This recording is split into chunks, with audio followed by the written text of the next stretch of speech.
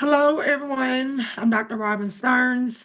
I am the Director of Operations for Dress for Success Chattanooga. I have one of my team members here, Miss Casey Davenport. She works with us. She's over our social media and does just a plethora of things over our IT and just a great help to me. So I appreciate her being on. So just want to tell you a little bit about Dress for Success. So we have switched models. We are now more than the dress. So we're putting workforce in the front. So we do workforce, women, and then wardrobe. So what we do is we help women. We're a nonprofit organization that help women re-enter or enter the workforce. So what we do is we provide services such as resume building. We also do mock interviews. And then once they are ready to go on interviews and are prepared, we provide them with clothing. So we dress them from head to toe. They get at least 3 to 4 outfits. They also get undergarments, a handbag, accessories, shoes. And we stay with them once they join us. We stay with them for 15 months. And so we help them through each interview. And if they need more clothing, we provide them with that as well. So there is a gap with women experiencing less wages than men. It's here in Hampton County, no matter the race. It is across the state of Tennessee, and it is across the United States. You will be shocked at the wages that women make here compared to men. So we're bringing awareness to that, and we're trying to get them financially independent. So that is what we do. So if you need our services, you can email me. Also, if you don't need our services but want to help women, you can also volunteer with us. We are a very small organization. There are usually 2 of us only in the building. And so we run off of volunteers. So if you would like to volunteer, that is also something we are very open to. Next, I want to introduce Miss Demetria Jordan. I'm going to do it as a personal introduction. Demetria and I have been friends for years. She began as my friend and started as my nail tech. So, although she is still a fabulous nail tech, she no longer does that full time. She has owned her own business, several of them. She has owned her own facility. She's now a life coach and a motivational speaker. She's also a mom and a wife. And she is also a transplant survivor. And I'll let her go into details how much she wants to go into that. She's a very spiritual person, a very loving person, a very open person. She also has great discernment and can read you like a book. And I love that about her. So I'm going to turn it over to her. I'll come back in and say goodbyes. Please remember to be interactive with her and get involved with her. And then I'll be back at the end. Thank you, ladies. Demetria, I turn it over to you. Thank you, Robin, for that wonderful introduction. Remind me to pay you later for all the nice things. As Robin mentioned, I'm going to share a little bit about myself, not too much because today it is not about me, it is about you all. But as noted, the title of our event today is Elevate and Thrive. Your next level is calling. And the word calling has been a word that has been highlighted in my life greatly. And the greatest call that I got was on May 24th, 2023, about a year and a half ago. I was sitting inside my 3,200 square feet event space that was down the walkway from my set of salon suites that I owned. And this call transformed my life forever. And the call was that my doctor called me and said I needed to go to the emergency room, that my lab work had returned showing that all my blood levels were dangerously low, and she didn't even know how I was operating. And so in that moment, that call, I had to decide how I was going to react to that call.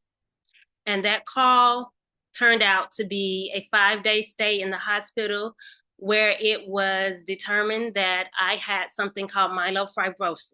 And it is a rare blood cancer that completely shut down my bone marrow system. So your bone marrow is where all of your cells are generated, your red, your white, your platelets that are needed for you to live, for you to survive. And mine was in failure. So every day we have old cells that die and our bone marrow makes new ones. And so mine were dying and nothing new was being generated. And so in that moment, I was told in order to live, I would have to have blood transfusions every 7 to 10 days until a donor was found and located for me to have a bone marrow transplant. Um, because I am African American and we make up only 29% of the registry, my I guess you would say my chances of getting a donor was extremely low because we make up the lowest percentage on the registry. And I was told it would take 2 to 3 years for me to find a donor. But as Robin said, I am a woman of great faith, and they located a donor in 2 months. And so on October the 12th of 2024, of 2023, sorry, I had a bone marrow transplant. And so last year I celebrated 1 year. I am in recovery and still recovering, but I will tell you, I am so much better than I was. And so I have now made it my life mission to do what it is that I know I have been commissioned to do. While I was on a great path of owning lots of things, I had lots of properties and businesses and brick and mortars and thought I was on top of the world. I don't fully believe that I was in alignment with what it is that I've been called to do. And so today I want to share with you some of the principles and strategies and life lessons that I have learned on this journey. And if you give me a second, I'm going to pull up my PowerPoint and I'm going to share my screen with you all. So the quote that says, many of life's failures happen because people do not realize how close they were to success when they gave up. And believe in yourself and you'll be unstoppable. So we're going to talk about now the power of one. Okay. And so the power of one is a strategy that suggests that by implementing one strategy or creating one positive habit can transform your life and have ripple effects. This next slide is hot water. At 210 degrees, we have hot water. But then the next slide will show you that at 212 degrees, you have boiling water. It shows us the power of 1 degree. At 211, you have very hot water.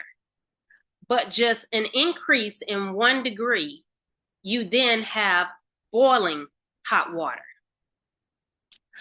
There's another power of one strategy about mortgages.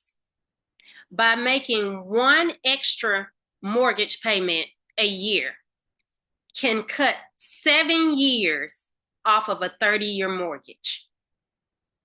One payment, when you think about, I know all of us probably have mortgages, and you think about just one extra payment has a ripple effect that can last for 7 years, that it can cut off 7 years off of a 30-year mortgage. So the ideal is that as you are going through life and as you are trying to think about your life and think about, how do I create transformation? How do I transform some things in my life? Sometimes we can overly complicate things. You know, there are lots of seminars and books, and people have grand ideas on how to have a paradigm shift or a shift in your thinking. But sometimes all it just takes is one thing. So today I want to share with you a couple of strategies and a couple of things that, as I'm going through it, I want you to think about your own life, to think about what is the one thing that I can take away from today that could possibly have a ripple effect, a positive ripple effect in my life. The next thing we're going to talk about is personal growth and balance. Sometimes in our lives, we need help with time management and prioritizing. And we know one of the things that can be challenging is focus.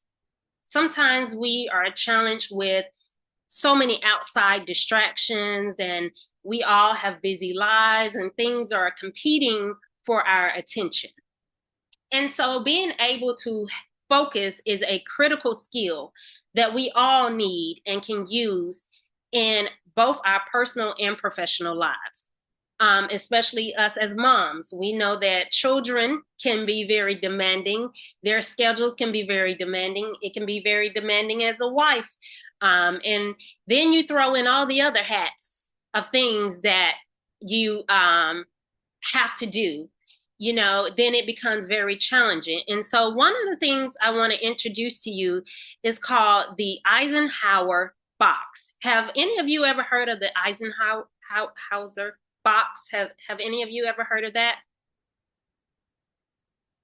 I haven't heard of it, but I get it. There's something similar like that. But yeah, I'm interested in what you have to say. Okay. So the Eisenhower box was actually created by Dwight Eisenhower, our 34th president. Okay. And he says here, what is important is seldom urgent, and what is urgent is seldom important.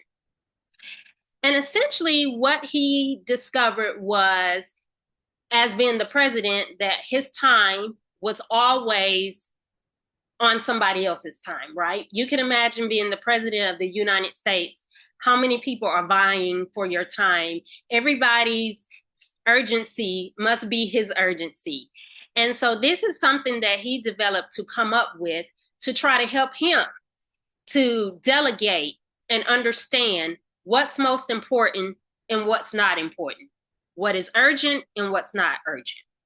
And you can see here in this example that on the grid, there is a cross section between important and urgent, important and not urgent, not important and urgent, and not important and not urgent.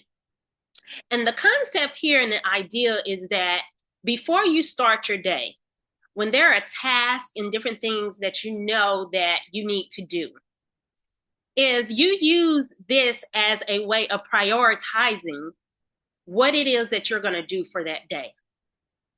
And then as things come up throughout the day, the concept is also then to take whatever it is that is coming up throughout your day and running it by this principle here.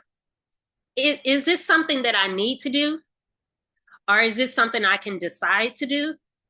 Or is this something I can delegate to someone else? Or is this something that I really don't need to do right now? It can wait for later. Or perhaps you don't need to do it at all. There's another version of this same thing here. And it's simply, instead of using the word urgent across the top, it says manage and prioritize. It's the same thing, just different wording. The same concept. And here it is populated with some ideas of how you would use this. So based upon the examples that are here, it gives you an idea of how you would use it to think about your own life. And I love in the delete column where it talks about endless social media scrolling. I think all of us could probably say we have been guilty of endless social media scrolling. Now, it's in the delete column, and it doesn't mean that you have to delete it completely from your life, but it may mean that in the grand scheme of things, when you're looking at all of the other tasks and to-do lists and things that you need to do, endless social media scrolling is not something that's that important. So it shouldn't be prioritized high on your list. So if you have other things that are on your do list, and you're on social media scrolling, it would suggest to you that you haven't prioritized properly. You haven't put things in their proper places. So if you know that you need to prep for a TV interview, but you're on social media, that could be a problem. So sometimes it's in life, it's not always about doing some big extravagant thing. Sometimes it's just making little small tweaks. That's the power of one. Just doing one thing differently than what you normally do in life that can change everything and have ripple effects in your life. Okay. So I would like to have some thoughts and some feedback from you all on what do you think about this Eisenhower box? What do you think about it? Or what are some things that you're currently doing to help manage your time and prioritize? And could this be something you could see using in your own life? I definitely agree with the doom strolling. I do that. I will start off, it'll be 15 minutes, and I'll look up 3 hours have passed, and I should have been in the bed. And I've just been sucked in to the doom or just video after video, TikTok, watching things, recipes, saving them, never cooking it. Yeah. I got a whole bunch of videos saved for recipes that I'm never gonna cook. But yeah, so that's definitely something that I personally need to work on. I think the thing that grabs me is, there's some things that like you can have an assistant that you can delegate things to, but then there's other things like talking to your insurance company or something where they need you personally that is so time consuming, and it just is so irritating because it's like a zapper, and it's like nobody else can do this particular thing because I have to talk to that person. Even when I do things with my husband, well, is your husband there? Because we need his approval. I'm like, oh, for corn's sake, so it's those things that I find can derail some of the plans that I have. Yes.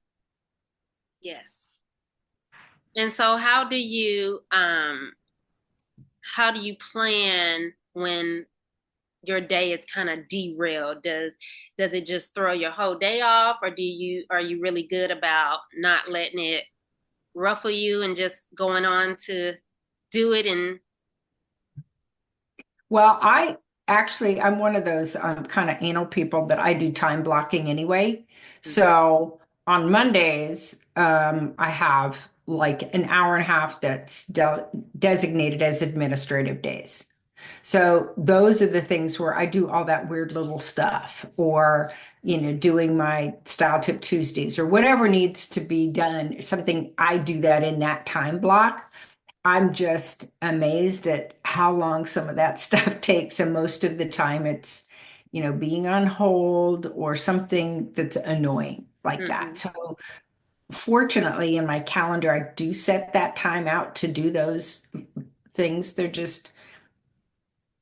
I don't feel that they're very productive, but they're necessary. So Yeah, yeah, yeah. Thank you. Thanks for sharing. sure. Anybody else have any thoughts? We're going to talk about building confidence and resilience. So, success is not final, failure is not fatal. And so, Winston Churchill, this is one of his famous quotes. I'm sure you all have probably seen and heard this quote many times before. And it leads us into our next slide, which I know you guys can probably already see.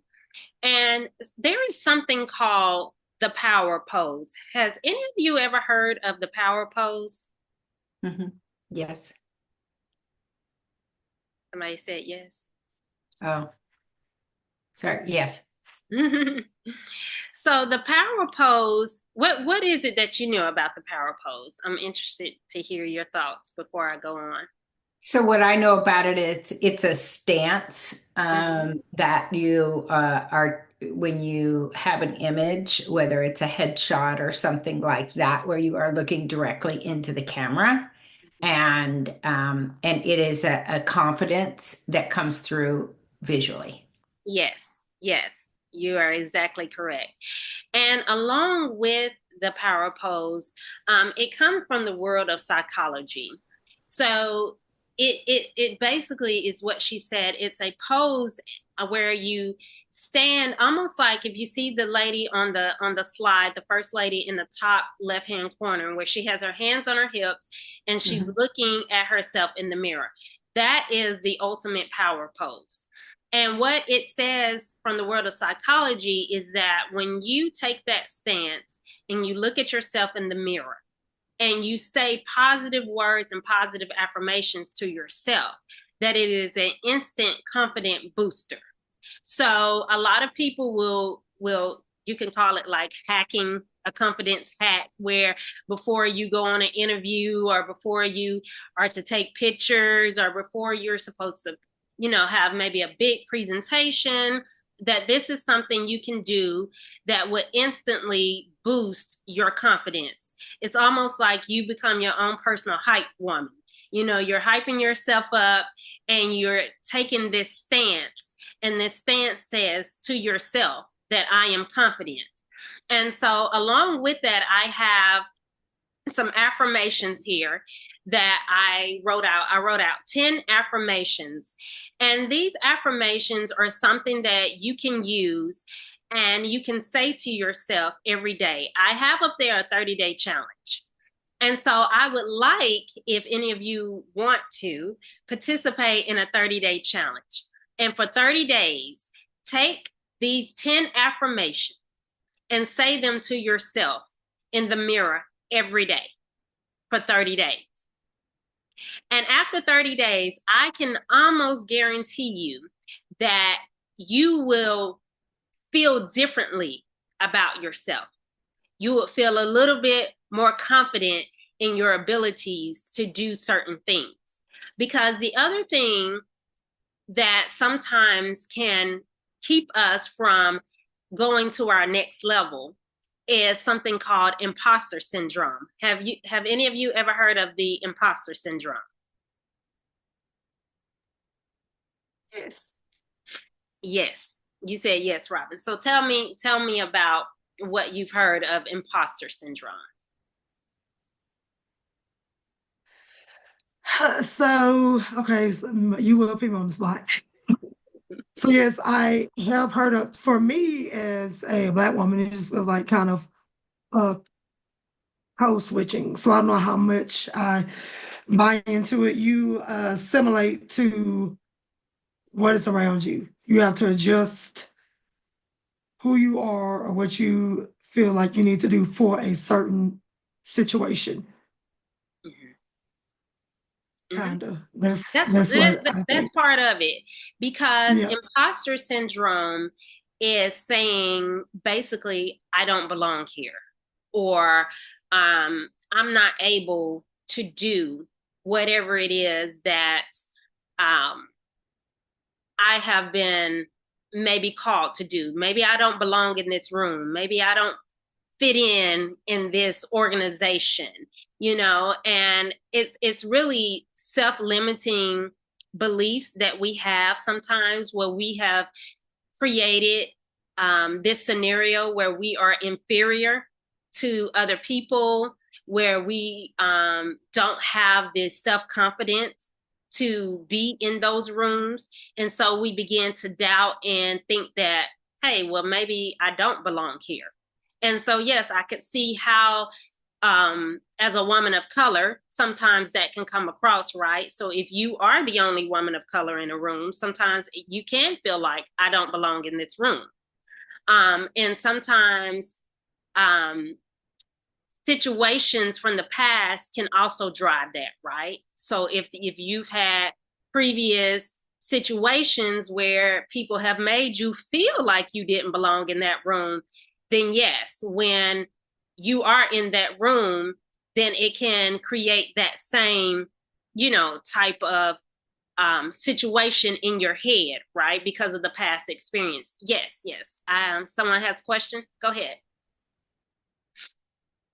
Hi, I wanted to know, is that like fake it till you make it? Um, no, I So, okay, side note about fake it till you make it.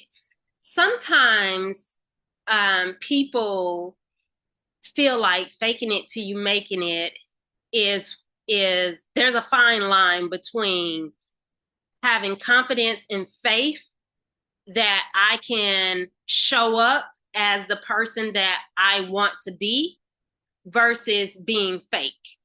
So there's a fine line between that. I think your intentions is what makes the difference. If your intentions are, I'm showing up a certain way because this is who I want to be. So if I in the past have been a person that didn't care about my dress or my looks, but I know that I want to be a better dressed person, or I want to, feel a different way about how I dress or how I see myself. And then I go out and I, wear different apparel and I show up differently. For those who may have known you in the previous way, then they might say, hey, yeah, she faking it. She put on these different clothes and, what have you. But for you, it's because you're trying to change into a different version of yourself that you think will be a better version of yourself. So your intent is not to try to manipulate or fool people. Your intent is that I want to be somebody different. I want to be a better person for myself. Mm-hmm. So faking it would be, I want to try to fool everybody to make them think I have a lot of money or something like that. Does that kind of make sense? Does that answer your question a little bit? Yes, I understood it. Okay. Demetria, I kind of think of imposter syndrome as, I remember it was, God, I don't know, 20 years ago. I'm sure it was more. And I worked in a corporate setting, and I had won the sales person of the year and blah, blah, blah, and this wonderful trip to Hawaii and the whole thing. And I remember thinking, oh my gosh, if they knew how much I goofed off during the day,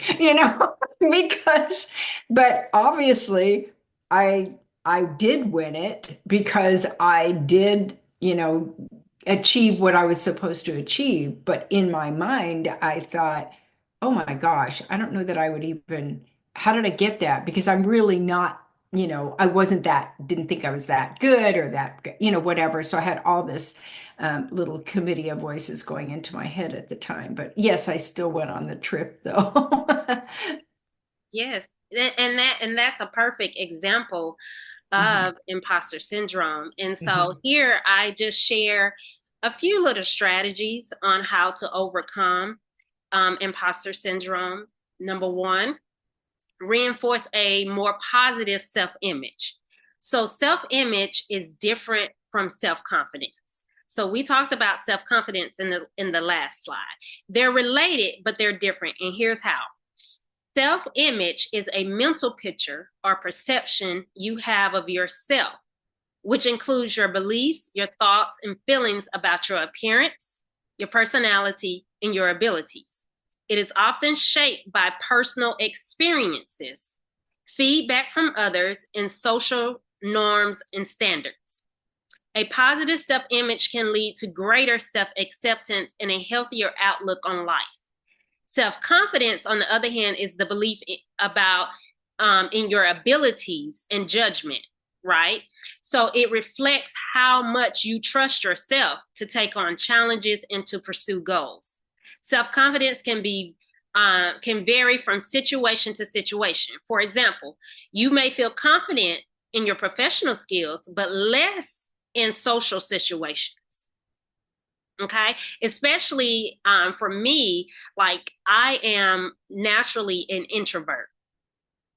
So, and because I'm naturally an introvert, I feel when I owned my nail salon, I was very secure in my services as a nail tech. I was very secure in myself as a business owner. But when it came to like networking, I wasn't so confident because I'm naturally an introvert. So social settings, I didn't feel as confident. Okay. So in summary, self-image is about how you see yourself, while self-confident is about how much you believe in your ability to succeed. So do you all see the difference in the two? Okay. The other thing is to seek support and mentorship. I scream from the mountaintops all the time. I believe everybody needs a mentor. I believe until you take your last breath, there's always somebody you can learn from, somebody you can glean from. And I think that helps us a lot of times with imposter syndrome, because when we have mentors around us, they often can see things in ourselves that we can't see. So sometimes they help us to be able to see that hidden greatness, and they're able to help pull it out of us. So that is why mentorship is extremely important, I believe. Next is limit comparison. Comparison is the thief of dreams. When you compare your journey and how someone else arrived and how they got where they got to your journey, it can make you think differently about yourself. And then lastly, self-awareness. So knowledge of yourself can be a powerful, confident booster. The more you know about yourself, the more prepared and self-assured you would feel about yourself. Okay? Are there any questions and thoughts on that before we go on? No? Okay. So the next activity is called Stay Her. Okay? So what I'm going to do is I just did that. I am going to, giving me some sound. I am going to drop in the chat box. Let me see if I can get to the chat box. There is a link that I would like for you to go to. I'm going to put it in the chat box. It's going to take you about 10 minutes to do this. It is a personality test.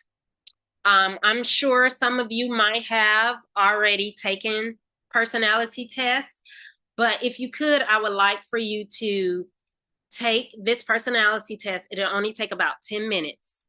And then we'll come back and we'll have a quick discussion of it, because I don't want to keep you all on here much longer.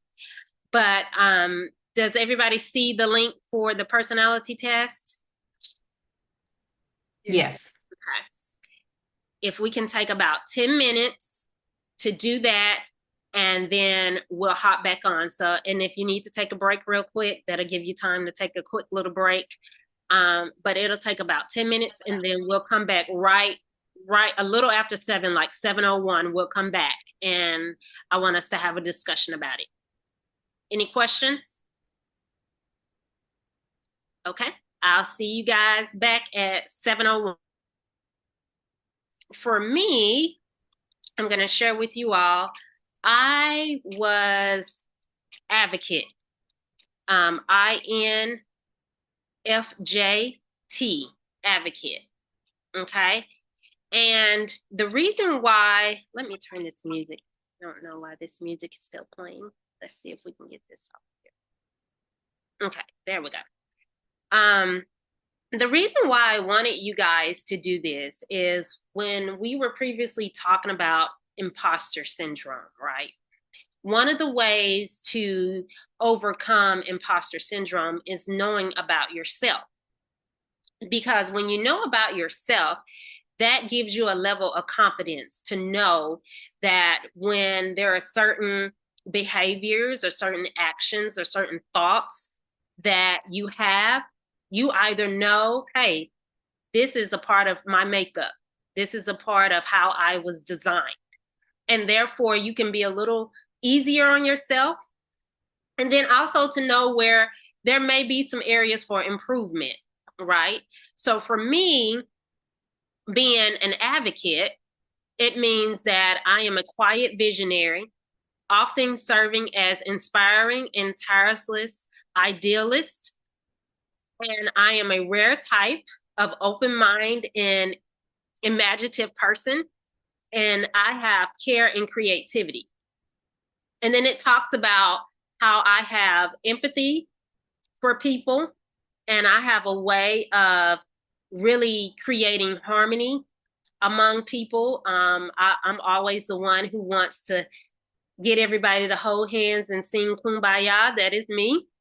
Um, and then for improvement, because I am a people person and I love people, sometimes I can put people before myself, almost to a detriment, right? So I know that about myself. And because I know that about myself, as I am navigating through life and I am doing things and I have things and goals that I want to achieve, I have to know that I have a tendency to push people in front of me, which sometimes can keep me from achieving my goals and doing the things that I really want to do in life. So I have to have this awareness about myself so that as I am navigating, I don't fall into that habit of doing that. Okay. So I would like for you all to share very quickly, because I don't want to hold us much longer, but I am interested in hearing from each of you if you want to share what your personality type was and if you thought it aligned with you, or if you thought it was way off, or whatever it is that you want to share about your personality type.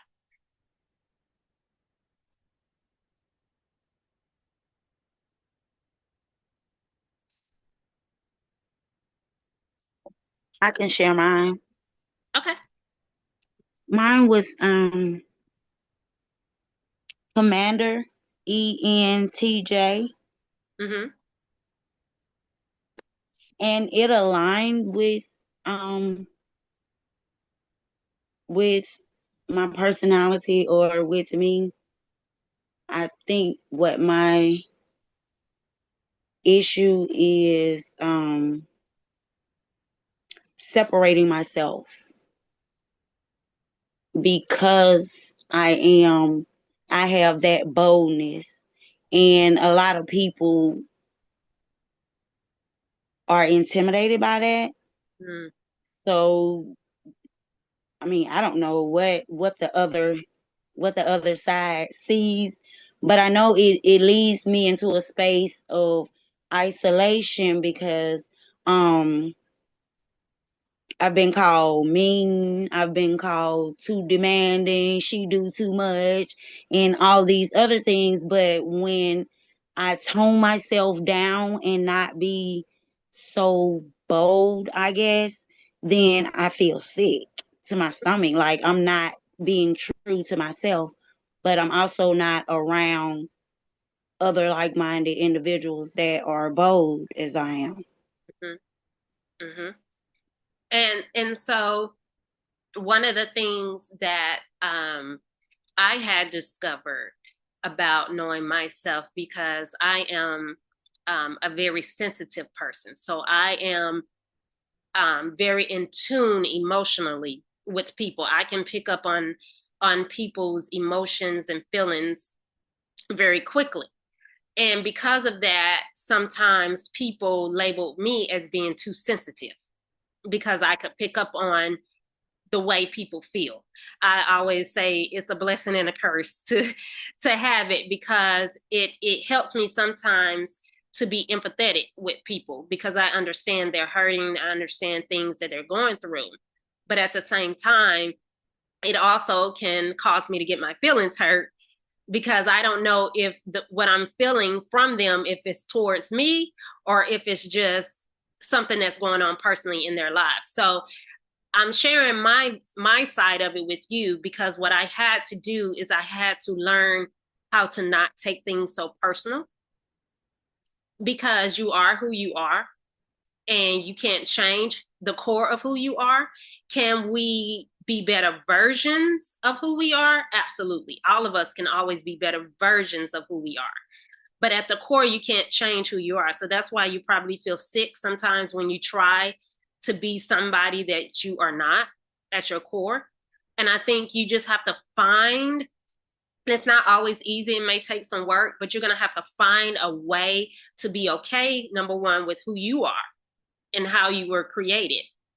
But then finding a balance of how do I still be authentically me without um without being considerate of how others may feel. Does that kind of make sense?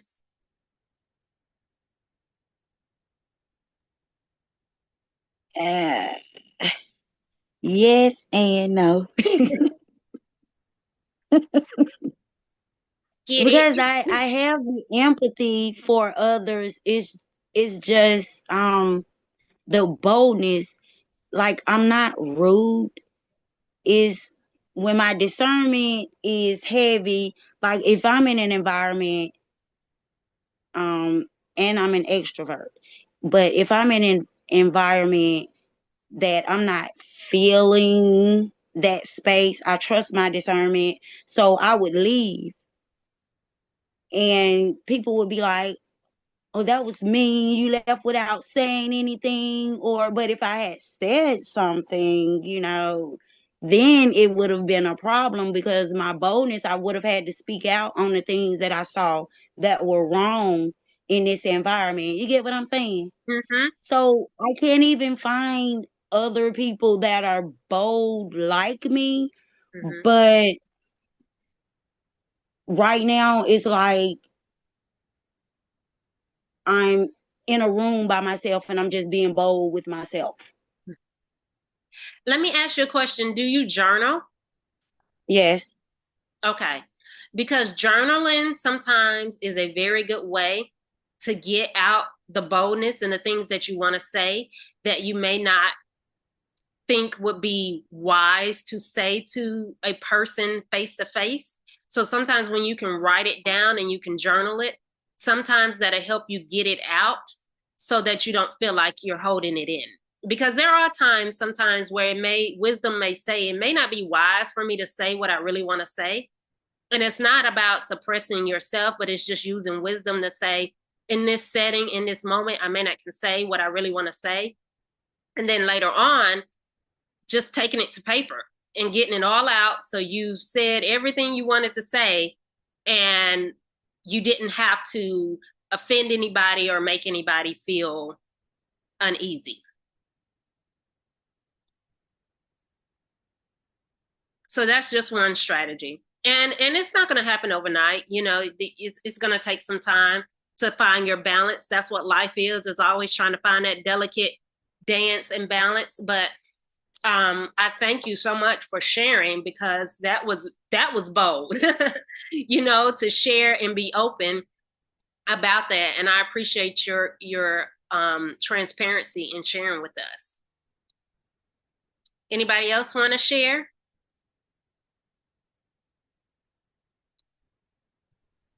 I'll go. So mine is INTJ architect, and it definitely checks out for me. I've always been the analytical type of person. Um, I was the annoying friend that always asked, "Well, why does this work like this? And how does that work?" I was that person in school. I think one of the struggles that was listed on there, one of my weaknesses, is definitely the introverted part. Because as someone that's analytical and someone who enjoys learning, sometimes I kind of miss out on opportunities to learn because I don't interact as much as I would like to because of the introversion. Mm-hmm. Um, but yeah, it definitely checks out for me. I feel the most fulfilled when I'm learning and when I'm creating. Good, good. I like that. Thank you for sharing. Anybody else? I will do mine. I got ENFJA, protagonist. Mm-hmm. Um and that's definitely me. I'm definitely empath and I love to be a part of the crowd. um and let's see. I thought the biggest one for me for my weakness was taking on too much. because I tend to overload myself. Not only, with work things, but also helping others do things that they can actually do for themselves. So I tend to do that a lot. But yeah, mine definitely was right on target. Mm-hmm. Mm-hmm. And that's why I love these tests, is because it just confirms what we already know, but sometimes it takes seeing it on a different platform that really hits home for us to say, there's some things that I probably can do a little bit better, or yes, there are definitely things about me that are great, that I love, that I want to, lean more into. So, yes, thank you for sharing, Casey. Oh, you're welcome. Who else wants to go? Don't all jump at once. Demetria, I'm an advocate like you, very similar. I did want to ask you, and people kind of laugh at me when I tell them this, but if I see someone crying, even on TV, I'll almost will start to cry. Yep. I mean, I'm just that, you know, with Yep. people, and I also can pick up on people and how they feel. But yes, I'm an advocate just like you are. Yep. Yep. And I'm gonna tell you guys another thing that's helpful. Share this with the people that are around you. So in our household, all three of us, me, my husband, and my daughter, we're all three different personality types. But it helps people to understand you better. So I recommend sharing this with people, your close friends, people who are in your inner space, so that they can understand you a little bit better, and then encourage them maybe to even take the test so you can understand. Because when you're interacting with people on a daily basis, sometimes their actions and their behaviors, if you don't understand how they're wired, it can feel personal. So I encourage that as well, that you share it with the people who are closest to you as well. Anybody else want to share?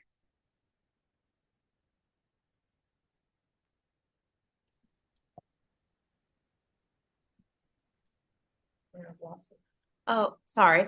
I don't know if I got the summary page. I don't know if I got all three of them, but my primary was protagonist, the ENFJ-A. Mm-hmm. I have a blend of charisma, empathy, and idealism that sets me apart from the crowd. I naturally have a natural ability to inspire others and lead them, matched with a deep-seated desire to make positive impact on the world around me. And I guess a negative would be sometimes I can be disappointed when my ideas or the visualization I may have had for a project doesn't go as planned. Mm-hmm. Mm-hmm. Completely. I'm joking. It was fun. Yeah, I can just say it was spot on. So this is a very good test. Thank you. Good, good, Yeah. good. I'm so glad. This is making me happy. Okay. Who Be else more wants to share? Huh? Do you have something else you want to say? No, I'm just saying I'm working on being more flexible in times when I'm disappointed. Yeah. Good. I would say in my family, I probably have all four major quadrants of each person. So I have two sons that are polar opposites, and then my husband and I. So we're all it's a circus. But I have, the nurturers and the thinkers, and then the type A's, and then the totally analyticals. And so I have all these different people in my family. So Mm-hmm.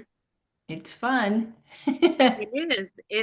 But it's good when you have different people around you, because when you go out in the world, you have all kinds of people around you. So if you can learn to put up with all of those who are closest to you, then you have a greater chance of being more versatile to deal with all kinds of people that you encounter in the real world.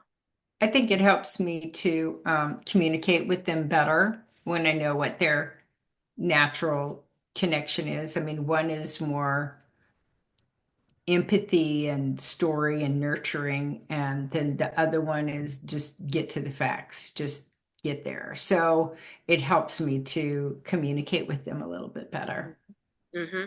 I can definitely see how communication, knowing how other people are wired, that communication piece, which is very important in any relationship, you know, is good when you understand and know how they're wired. Yes. Thank you. Anybody else before we go?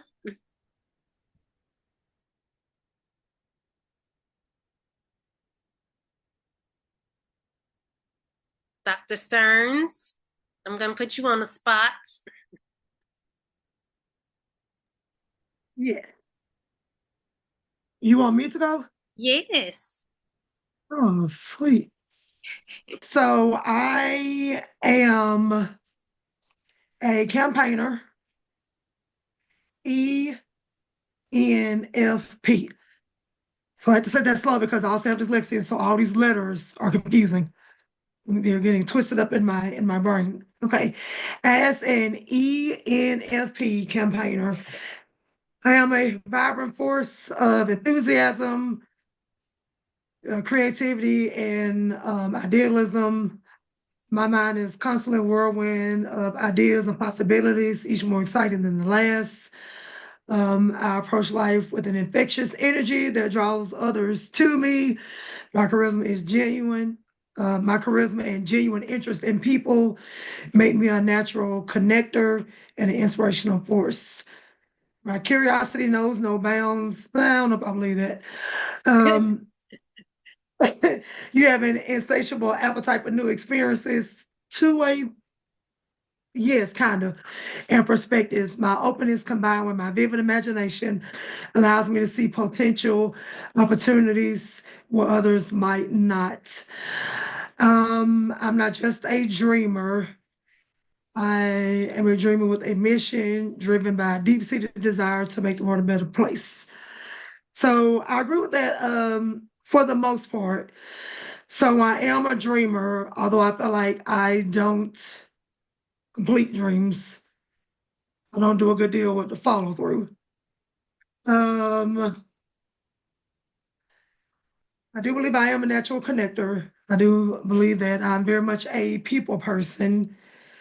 One thing that it was very true is for turbulent, I am a worrier. Worry. I worry about everything. I worry about something that I feel that was stupid in 2015. I'll think about it later tonight. I'm like, that was real dumb of you when you were sitting out there in 2014 and you said so and so. Like I still remember, like, oh, I worry about how I come across to people. That is true. And I am easily distracted. So that is true. And so just looking about, thinking about like how it got some of my, I'm very self-critical of myself. Mm-hmm. But I also say I'm very authentic.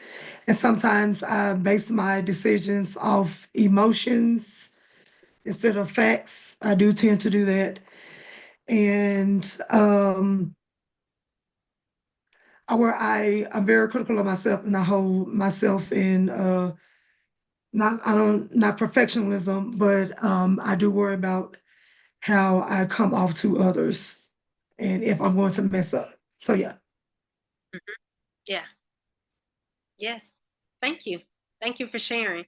So, if everybody is done sharing, we'll wrap it up. But I think that personality test is one of the best things anybody can do for themselves, because it just highlights things about yourself that are great, and then it highlights the things that you can also improve on.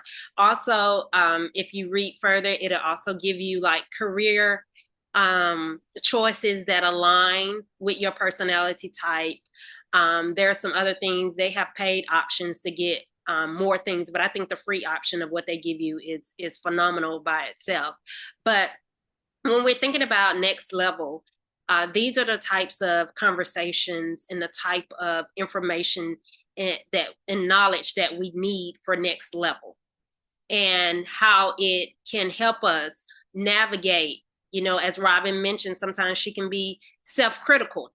So understanding that about herself, how is that showing up, and how can I lean into overcoming that so that it doesn't keep me from going to the next level? If I'm being self-critical of myself, how can I be a little kinder to myself? How can maybe I can take that power pose and stand in the mirror and say some kind words to myself and some affirmations for 30 days and see if that changes and shifts a little bit for me.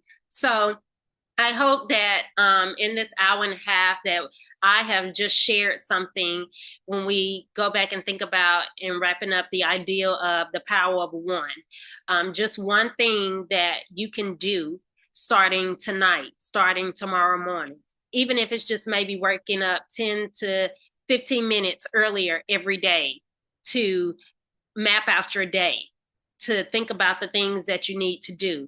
That one strategy may have a ripple effect for a lifetime, So also, really quick, if you all would just drop your email in the chat.